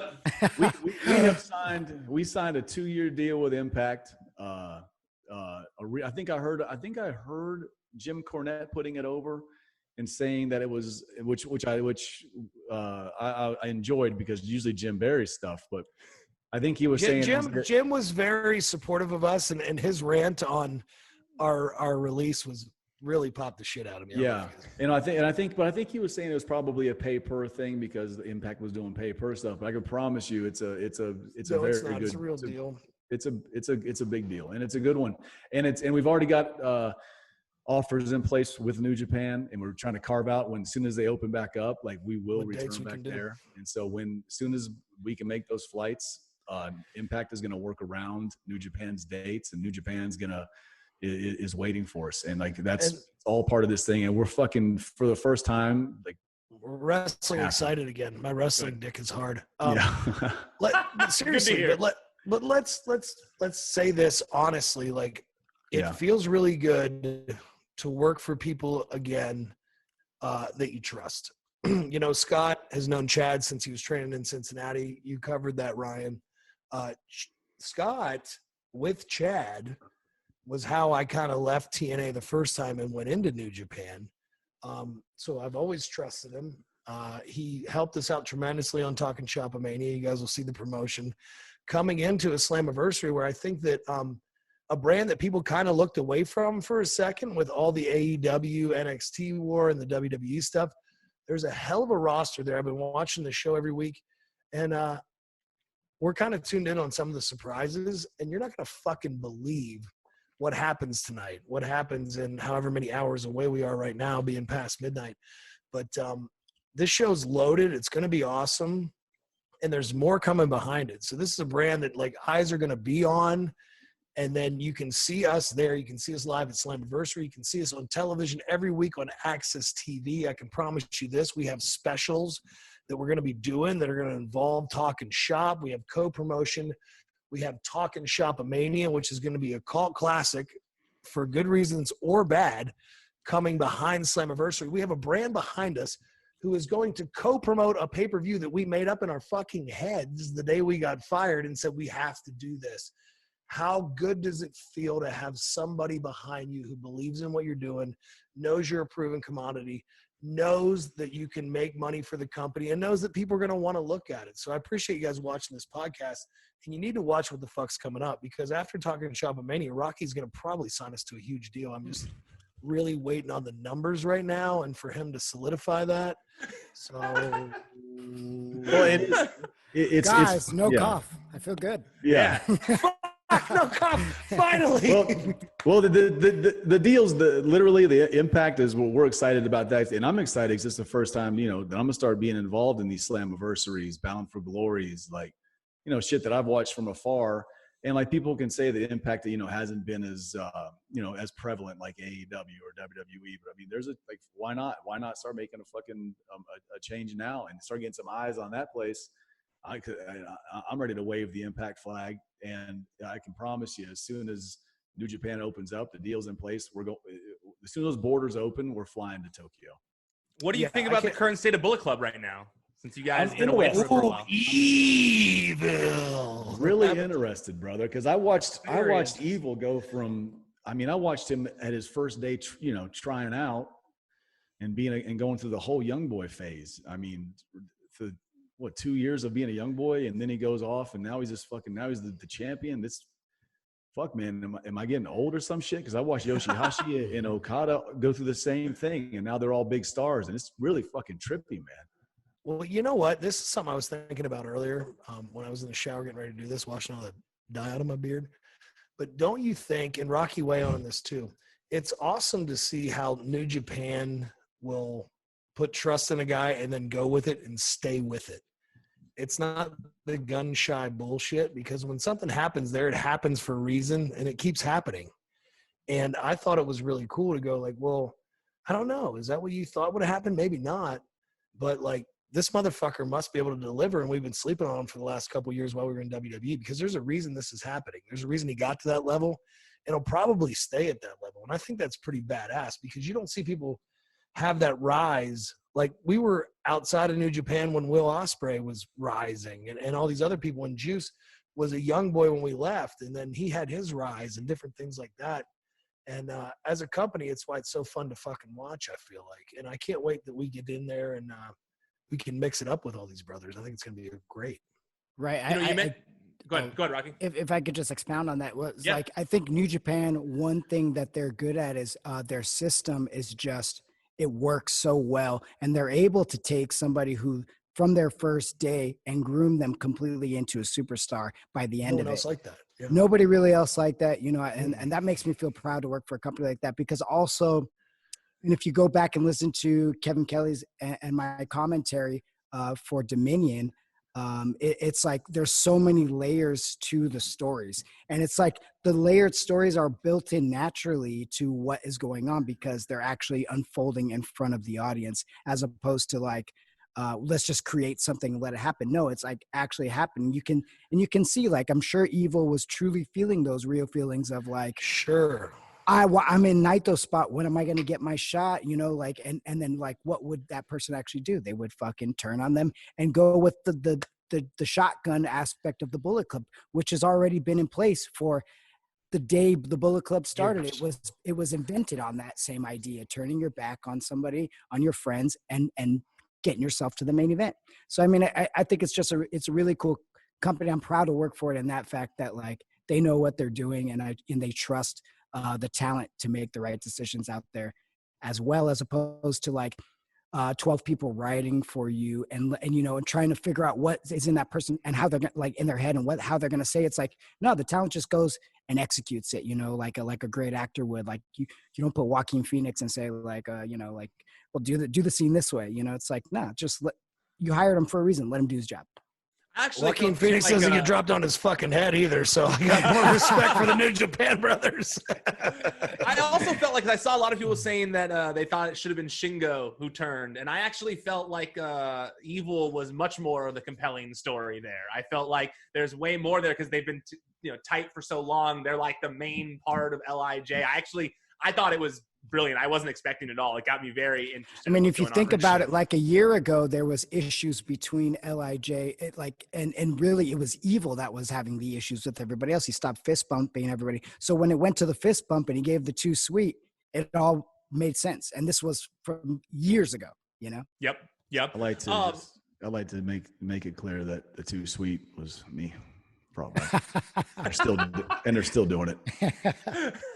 Are there people, because you talked about some of the guys who've been moving up in New Japan since you guys were gone, who are you most looking forward to possibly getting to tangle, mix it up with in the ring that you haven't gotten to wrestle in New Japan yet? You know, another thing, it's funny when I think about when I first was there, the young boys in the dojo when I first showed up was me, Okada, Naito, and Yoshihashi. And now look at the stars they are now. Those guys were making the food for everybody. And so, like, just to get back over there, and like anytime me and Naito get in the ring, it's always been fun. And I think a lot of people might forget that I was in Japan for 8 years. So those New Japan fans, like they know who I am. And so when I come in there and do something, it's going to be fucking fun. And then when they see that I got this big Gallows with me, and it's like, fuck, are they back? Are these motherfuckers really back? And they don't give a fuck about me putting a pumpkin on my head. They don't give a fuck about me getting stack pinned. Like they look at that as almost like I graduated. I went and did my thing for a little while, now I'm back, and now they're excited to have me back. And like that's what's really fun about New Japan Pro Wrestling. Like the reactions when we go back. I mean, I just hope that the people are back at full capacity, which could possibly be like in January or something. That's when it'd be fucking really fun. Rock, bring us back to a packed out fucking dome, please, baby boy. I want to talk about this. I know we're getting a go home cue from Emilio. From Ryan. We are. I want to talk real fast. We got to stop. We got to talk about Talking Shop Mania. Yes. I was just gonna say we have a couple more things we got to delve into. Talking Shop Mania is coming live. It will be available on all American pay-per-view providers.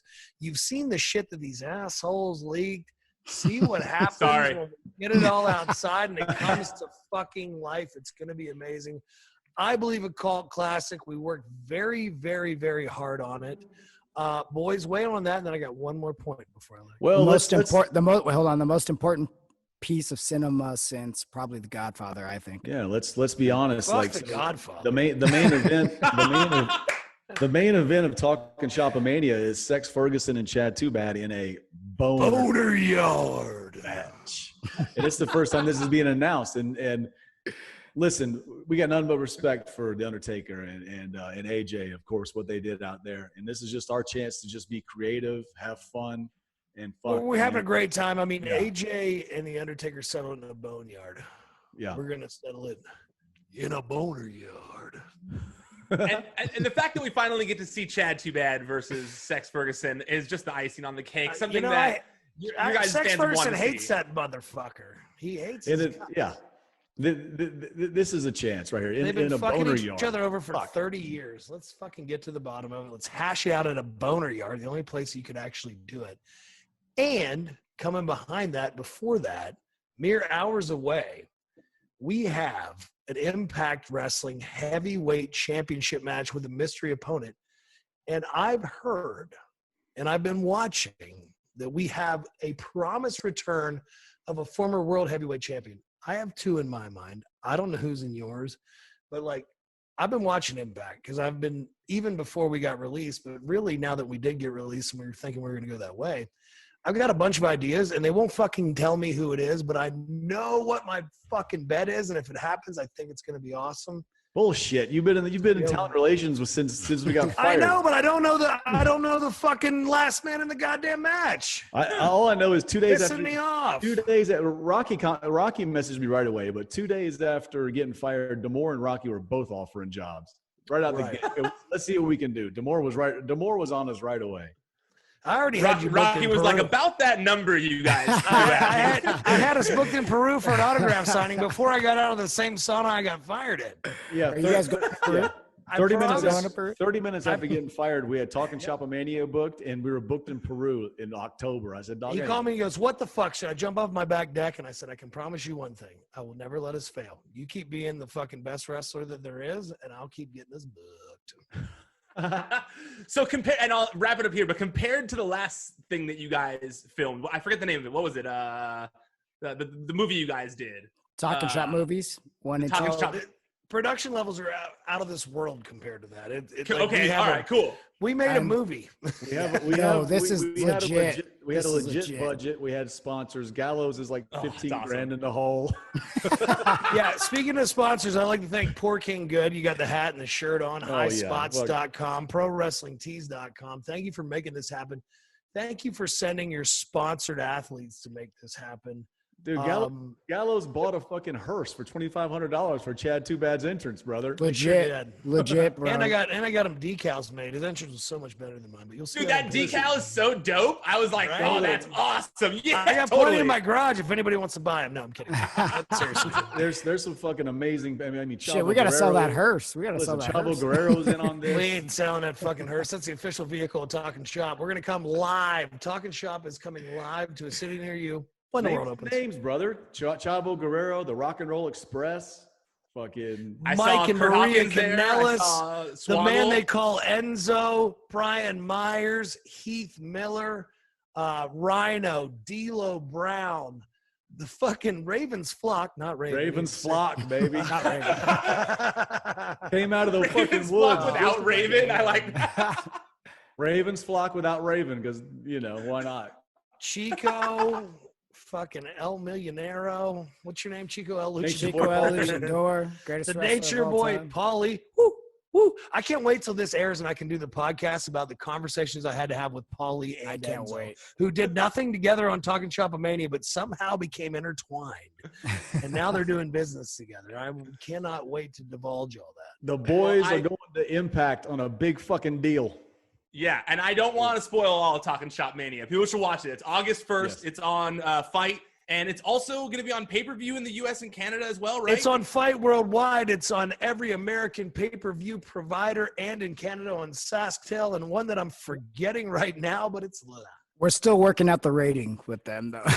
yeah, so it's probably going to be like an NC-17 kind of deal. Probably. Yeah, it might be. It's on the Spice Channel where you watch it. Little too much cock talk for regular.